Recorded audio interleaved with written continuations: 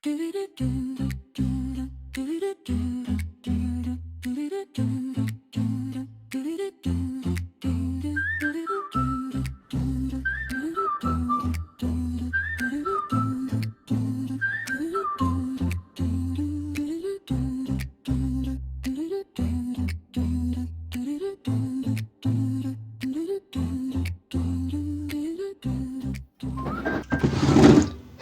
আসসালামু আলাইকুম, welcome again.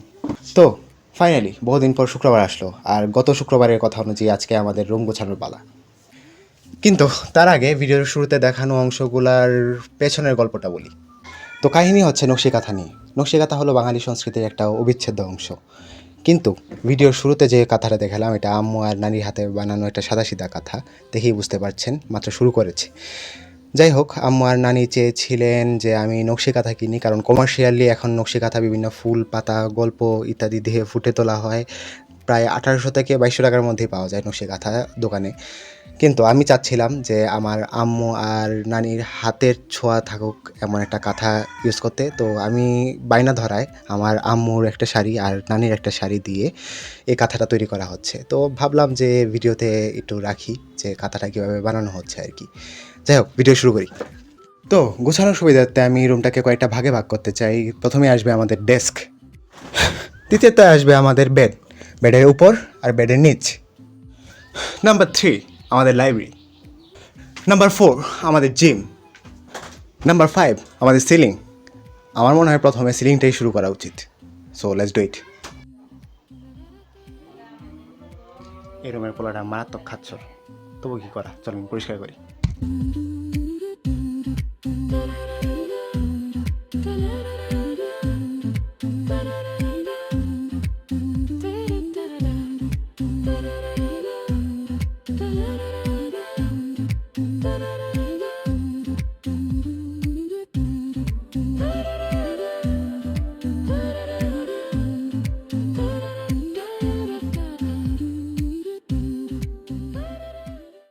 Alright, আমাদের সিলিং পরিষ্কার ডান, কিন্তু আরেকটা জায়গা বলতে ভুলে গিয়েছিলাম, 6 নাম্বার জায়গা, আমাদের এই র্যাকটা।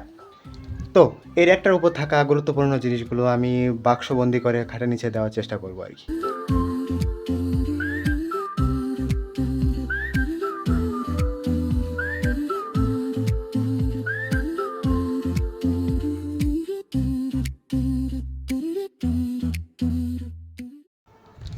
তো রেখে রাখা সব জিনিসপত্র সরাতে পারলেও দুইটা জিনিস সরাতে পারবো না, এক পাঞ্চিং ব্যাগ আর পাঞ্চিং গ্লাভস। তো এবার ডেস্কের পালা, কিন্তু ডেস্কেও দুইটা জিনিস সরাতে পারবো না, এই সফট বক্স আর এই সফট বক্স। কিন্তু এই দুইটাকে আমি অর্গানাইজ করতে পারবো, তারগুলা আর কাপড়গুলা। অলরাইট, এই কাপড়গুলো আটকানোর জন্য আমি এই যে আলপিন ইউজ করবো আর কি।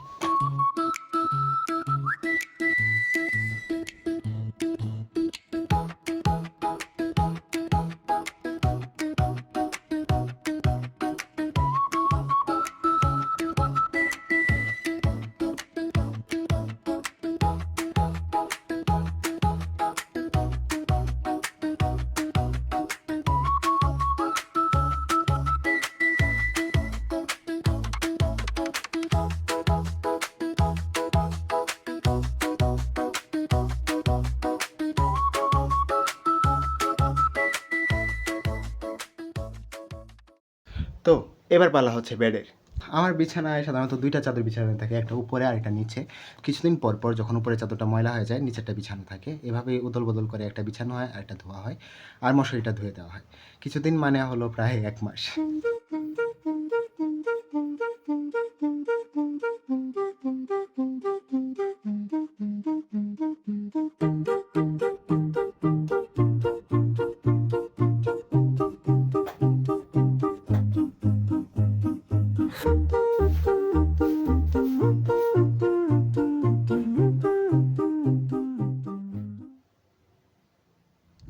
তো বিছানা গোছানো ডান, কিন্তু চাদরের কালার, বালিশের কাভারের কালার একদমই সিমেট্রিক্যাল না, আমি জানি। কিন্তু চেঞ্জ করার মতো এখন বাজেট নাই, কারণ আমি একটা সিরিয়াস মিশনে আছি এখন, টাকা জমানোর। এইবার হচ্ছে বিছানার নিচের পালা।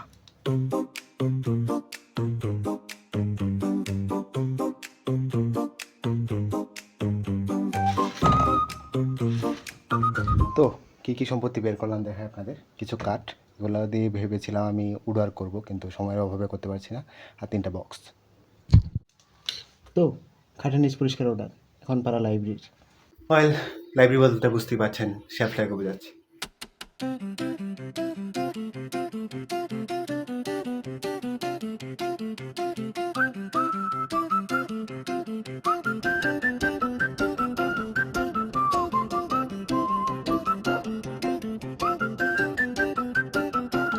অলরাইট, নামাজের সময় হয়ে গিয়েছে, নামাজ পড়বো। আর এখন আমার রুমের অবস্থা হচ্ছে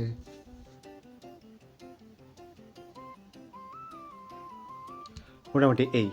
এখনও বাকি আছে জিম পরিষ্কার করা, নিচের ফ্লোরটা পরিষ্কার করা, তারপর ব্যাগটা পরিষ্কার করা। তো নামাজের পর দেখা হচ্ছে।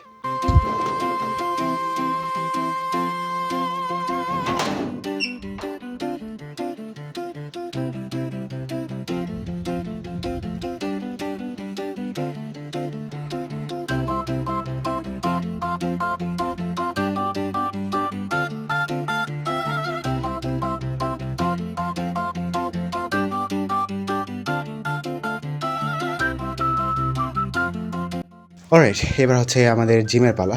জিম গোছানোর আগে বলে রাখি, আমার এই পাশটায় হচ্ছে আমি আগে কাপড় রাখতাম, এখানে কয়েকটা র্যাক বানিয়ে রেখেছি সুতা দিয়ে, আর উপরেও হচ্ছে হ্যাঙ্গার আছে কয়েকটা। কিন্তু এখন হচ্ছে বর্ষাকাল, যেহেতু উপর থেকে টিনের চাল দিয়ে পানি পড়ে, মানে চালটা ফুটো, ওইটা হচ্ছে আব্বু আম্মুর বিষয়, ঠিক করানোটা চালে। এখানে আমার করার কিছু নাই, তো এই কারণে হচ্ছে আমার কাপড় এখানে রাখতে হয়। তো আপাতত এখানে আমি রাখবো না, পাশের রুমে আম্মুদের রুমে একটা আলনা আছে, ওইটার মধ্যে হচ্ছে কাপড়গুলো রাখবো, যাতে আমার রুমটা পরিষ্কার থাকে আর কি। তো এখানেও রাখা যাচ্ছে না, এখানেও রাখা যাচ্ছে না, ওই রুমে নিতে হবে আর কি। তো শুরু করি।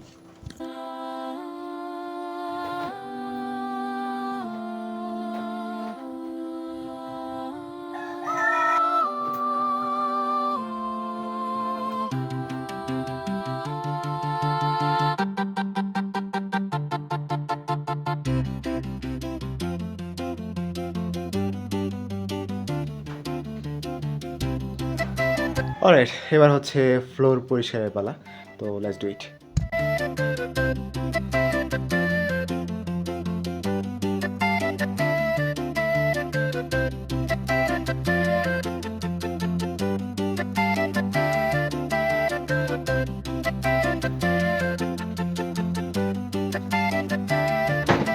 অলরাইট, ফাইনালি আমাদের রুম গোছানো ডান।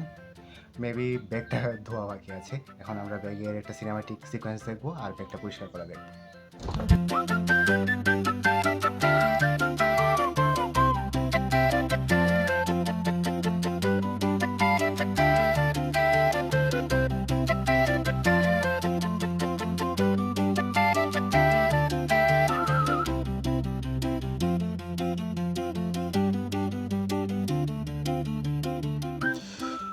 অলরাইট, ফাইনালি আমাদের পরিষ্কার পরিচ্ছন্নতার অভিযান শেষ। ঘড়িতে 4:20 মতো বাজে।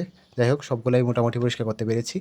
তো আজকের জন্য ভিডিও এই পর্যন্তই। সবাই ভালো থাকবেন, আমার জন্য দোয়া করবেন। আর নেক্সট আপনাদের সাথে সোমবারে দেখা হচ্ছে ইনশাআল্লাহ। আসসালামু আলাইকুম।